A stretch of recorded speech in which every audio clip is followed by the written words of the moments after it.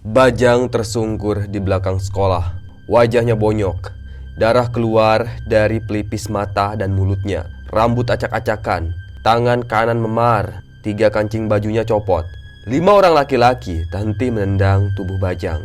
Anak itu sama sekali tidak melakukan perlawanan. Dia hanya melindungi kepalanya.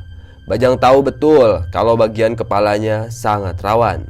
Bisa-bisa dia mati kalau sampai kena pukulan di bagian kepala. Anehnya, saat dipukuli, Bajang tidak minta ampun sama sekali. Dia hanya terdiam dengan nafas yang terengah-engah. Sesekali ia mengaduh kesakitan. "Cukup," ucap lelaki berbadan tinggi dan berkulit putih. Dia Bimo, pimpinan geng STM Tanjung Pura yang terkenal dengan sebutan Basis Gen 6. "Buka celana lo pada," Bimo memerintah keempat anak buahnya. "Mau apa, bos?" tanya salah satu anak buahnya Bimo. Bimo menyeringai, "Kita kencingin."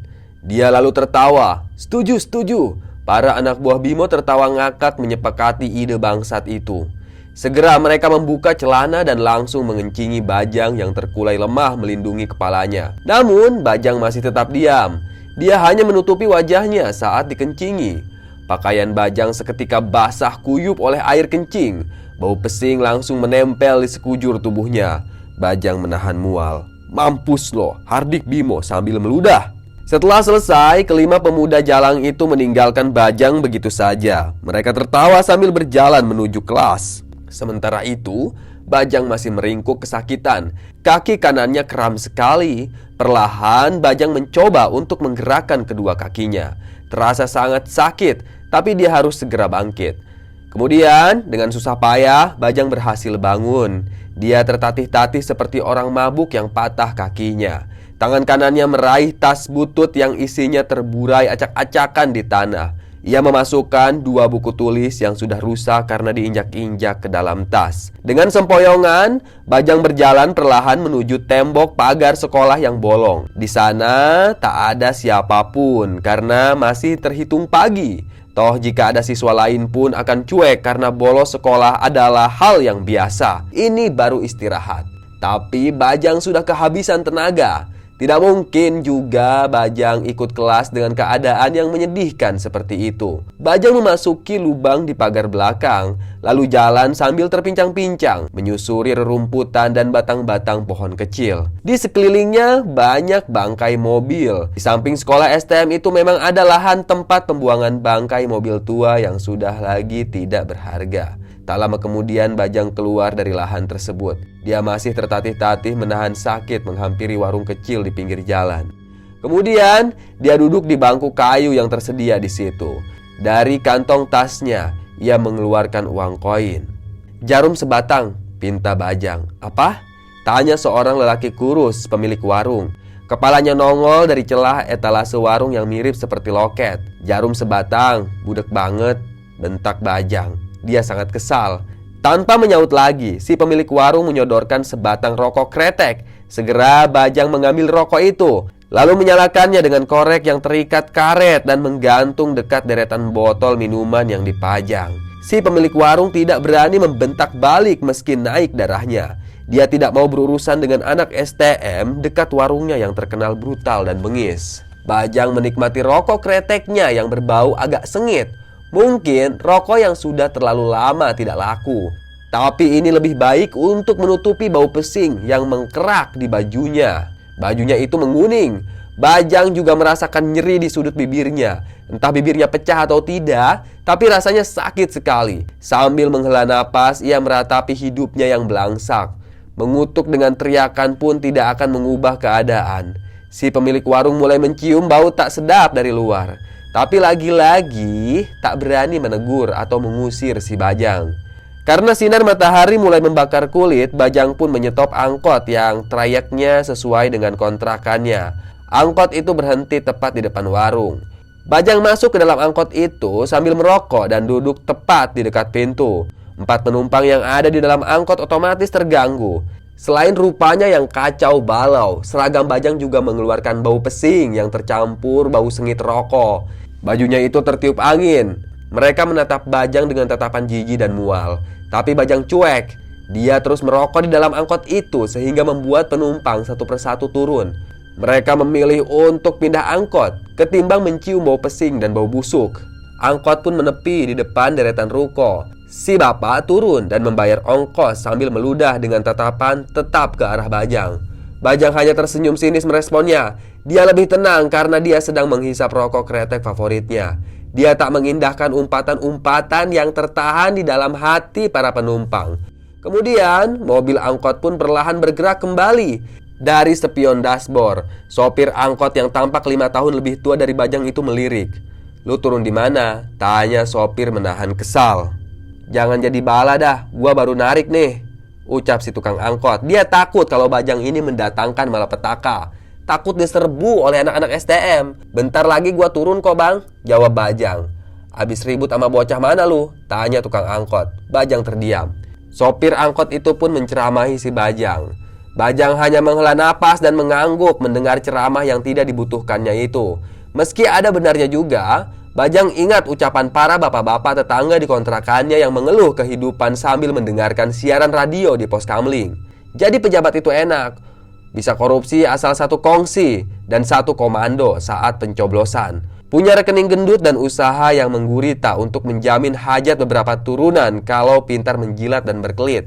Urusan dosa ya bagaimana nanti saja. Tuhan kan maha mengampuni. Yang penting tidak pusing, beli susu anak, tidak nunggak bayar sekolah. Istri tidak rewel soal rentenir, bisa makan lobster tanpa memikirkan besok mau mulung di mana. Bajang geleng-geleng kepala mengingat keluh kesah itu. Ditambah rencana ingin menambah istri jika saja impian yang mustahil itu terwujud. Punya satu aja pusing diceramahi saban hari. Menjadi pejabat bukan impian Bajang. Dia bahkan belum tahu impiannya jadi apa sampai saat ini. Yang jelas, Bajang ingin kondisi ibunya semakin membaik. Bajang melempar rokok kreteknya itu. Beberapa saat kemudian, mobil angkot memasuki area pabrik dan pemukiman kumuh. Pemukiman padat penduduk yang kebanyakan penghuninya adalah mereka yang menyambung nasib ke ibu kota dengan modal nekat tanpa perhitungan. Finansial yang matang, ya maklum, yang mereka punya hanya punya tekad dan impian mengubah nasib. "Kiri bang," Bajang mengetuk pintu angkot. Mobil angkot berhenti tepat di gapura RT 2 yang sudah tak karuan bentuknya. Selaras dengan kondisi pemukiman yang dari jauh sudah terlihat kemalangannya. Bajang turun dari angkot, lalu mengarahkan sekeping koin 5 rupiah. Kurang nih ongkosnya," protes si sopir dengan berteriak. "Halah, biasanya juga segitu." Bajang langsung melongos. Memang ongkos yang diberikan Bajang sangat kurang, tapi dia tidak peduli dan langsung berlari begitu saja, masuk ke gang sempit di antara pagar tembok pabrik. Si sopir hanya menggerutu sambil meletakkan koin itu ke permukaan speedometer yang menjadi tempat uang penumpang dikumpulkan. Uang itu bahkan belum sampai 200 perak. "Dasar bocah belangsak," ucap si sopir. Pemukiman yang terdiri dari jajaran kontrakan tempat Bajang tinggal jauh dari kata layak huni karena berada di kawasan pabrik pengepul limbah. Polusi udara dari pabrik itu baunya lebih buruk dari septic tank karena air sungai benar-benar hitam dengan berbagai macam sampah. Bau limbah menguar ke segala penjuru, menusuk hidung siapapun yang melintasi pemukiman. Apalagi orang baru yang langsung mual. Tapi bagi penghuni kontrakan, hidung mereka sudah kebal dan bisa beradaptasi dengan bau kehidupan mereka. Di masa depan, kawasan ini dianggap bernasib sama dengan pemukiman di Bantar Gebang. Tembok pada petak-petak kontrakan sudah lapuk dan mengelupas. Atapnya terbuat dari seng berkarat dan sudah bolong sana-sini. Ada 15 kontrakan di sana. Semuanya dihuni oleh orang-orang yang menjadi penerima sedekah. Profesi mereka beragam. Ada yang bekerja sebagai pemulung, pekerja seks komersial, pedagang koran, pedagang makanan asongan, dan yang paling banyak adalah buruh pabrik limbah. Termasuk Pak Mursid, ayahnya Bajang. Dia kerja di pabrik limbah tersebut sudah menginjak 18 tahun. Dia bekerja sejak zaman Pak Wahyu, bapak dari Pak Pramono yang kini menjadi bosnya. Uang yang Pak Mursid dapat juga tidak layak disebut gaji karena bergantung dari barang berharga apa yang dia dapatkan. Namun mau bagaimana lagi, yang penting Bajang bisa sekolah dan Sutiah istrinya masih bisa masak makanan yang masuk dalam kategori seadanya. Ketika berada di pengkolan kontrakan, Bajang memperbaiki postur tubuhnya. Dia tahan nyeri yang masih menggigit sendi-sendinya. Dielapnya juga darah yang tersisa di sudut bibir agar tidak terlihat. Bajang menyusuri peta kontrakan itu. Semua mata tertuju pada Bajang saat dia melintasi sekumpulan ibu-ibu yang sedang bergosip sambil kompak mencari kutu. Mereka berbisik satu sama lain dengan melempar tatapan merendahkan. Mereka hafal di luar kepala Bajang adalah anak berandal karena sering sekali terlibat tawuran. Beberapa kali percikan darah menempel di seragamnya.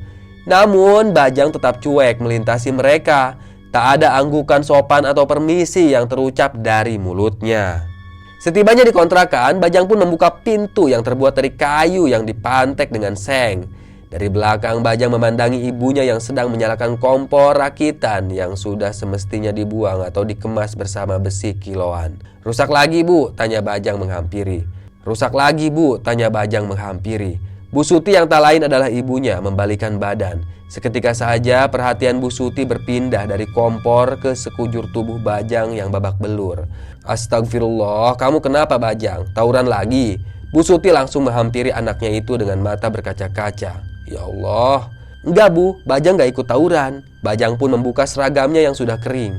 "Biasa, ada masalah di sekolah, tapi sudah selesai.